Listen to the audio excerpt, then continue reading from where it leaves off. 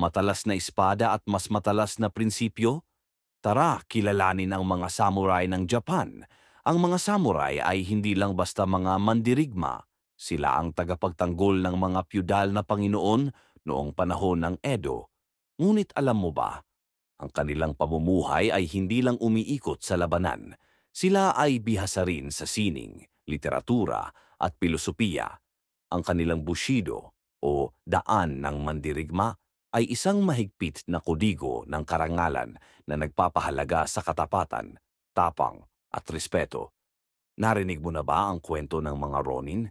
Sila ang mga samurai na nawalan ng Panginoon, madalas dahil sa pagkamatay nito o pagkatanggal sa tungkulin. Ang ilan sa kanila ay naging bayani sa mga alamat tulad ng kwento ng Forte Siavabi Ronin, isang epikong kwento ng paghihiganti at katapatan na hanggang ngayon ay hinahangaan ng marami. Mayroon ding misteryo sa kanilang katana.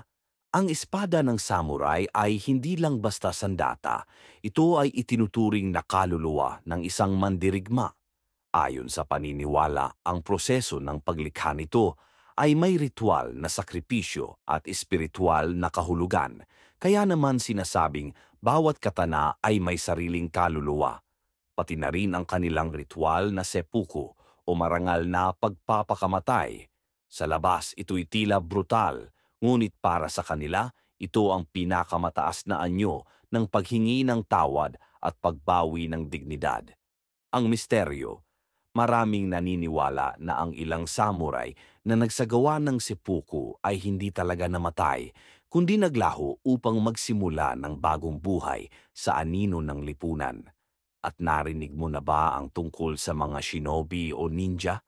Ang ilan sa mga ito ay dating samurai na nagtaksil sa kanilang Panginoon at nabuhay bilang mga espiya.